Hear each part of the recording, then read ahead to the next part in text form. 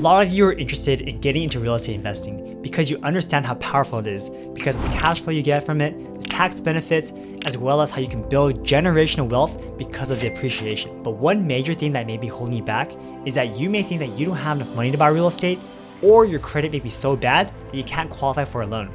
And because of that mindset, you may think that real estate investing is not for you. But in today's video, I'm going to show you 3 ways of how you can buy your first rental property even if you're broke. And even if you're not broke, learning these techniques will allow you to scale your portfolio faster without the need to continuously save for a down payment for the next time you want to buy a rental property. So be sure to watch this video all the way to the end to learn all of these techniques. If this is your first time here, my name is Sean and I love real estate. My wife and I own 34 units under our portfolio, and I spent the better part of a decade immersing myself in all things real estate. In the past, I've worked as a hard money lender and I've interviewed hundreds of real estate investors on my podcast. So this video is a culmination of all of my knowledge on how to buy a rental property with none of your own money. Now, the key idea is to actually own a rental property so you can take advantage of all the benefits of actually owning real estate. And this is different from active real estate investing, such as wholesaling and flipping. Now, you can also wholesale real estate without any of your own money, but the problem with that is you only get paid out one time. And it doesn't give you any of the other benefits of actually owning real estate.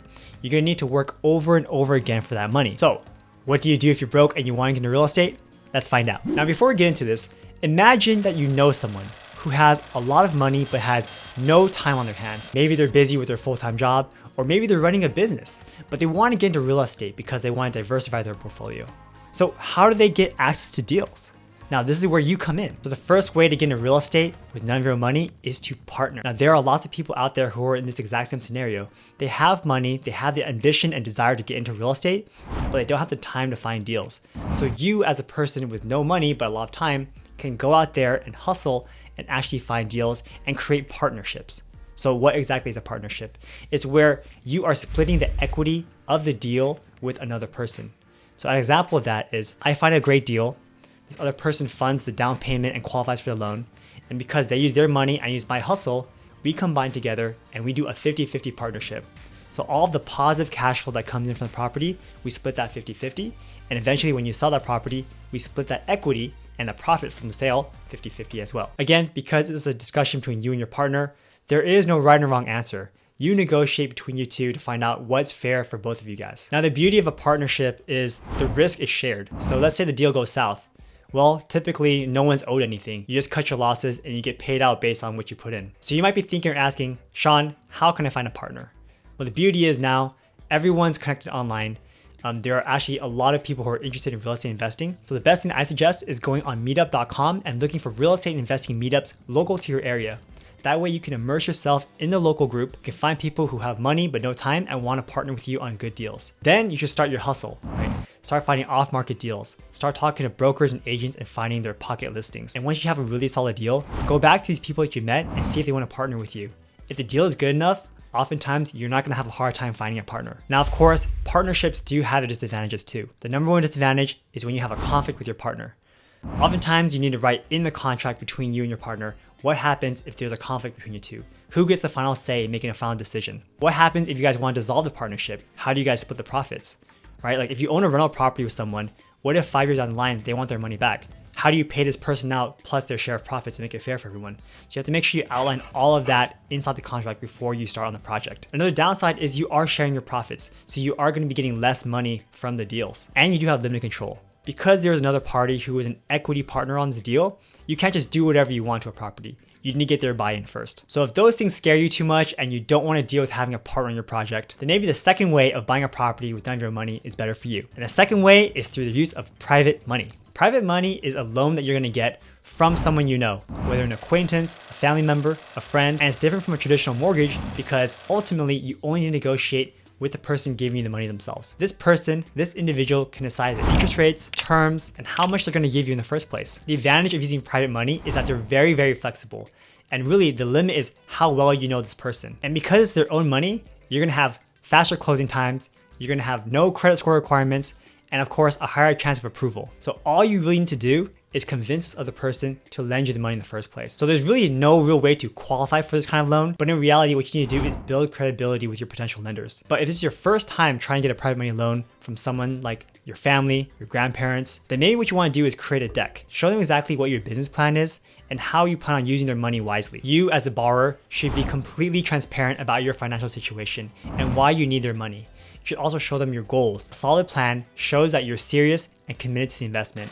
And again, the more you do this and the more you return people's capital, the bigger chance that they might refer you to their friends and family. So you might have more and more people who are willing to give you money if you needed to. But going back again, how do you find private money lenders? When you're first getting started, they're probably going to be personal referrals. They're going to be your direct friends. They're going to be your family members. They're going to be colleagues from work. As you do more and more business and as you do more and more loans, you may be able to expand that scope to other people. You may be able to find private money lenders on meetups or through online forums. And heck, you may even find them if you go to a conference across the country. Reputation is key when trying to do private money loans. Now, typically, a downside to private money loans is that they may charge higher interest rates than a normal bank would. They're also going to want shorter repayment terms. Like, most people don't want to put their money out and get it back 30 years later. They want it maybe in a 5 or 10 year time span.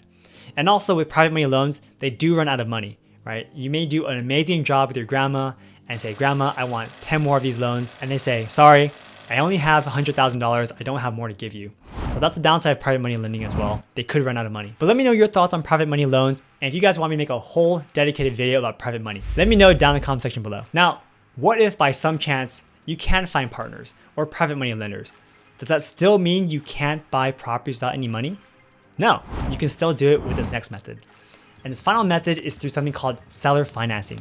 So seller financing is when the seller acts as a bank. So as an example, instead of buying a property for $300,000, putting $60,000 down and getting a loan from the bank for another $240,000, you can just go to the seller and say, "Hey, what if I pay you more money for this property?"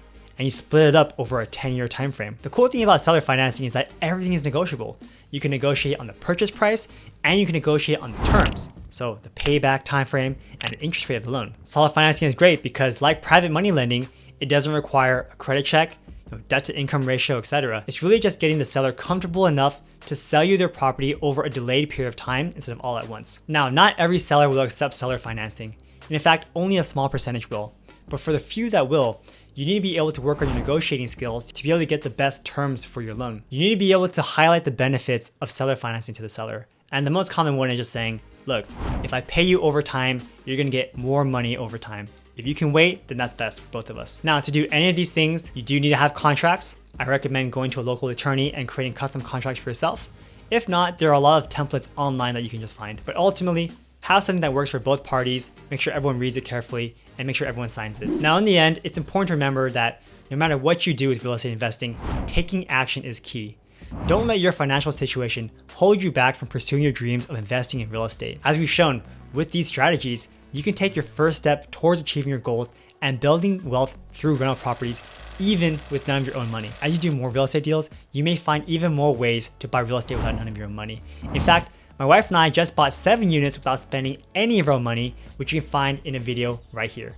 So hope you guys enjoy this one. Thanks so much for watching, you guys, and I'll see you next time. Take care.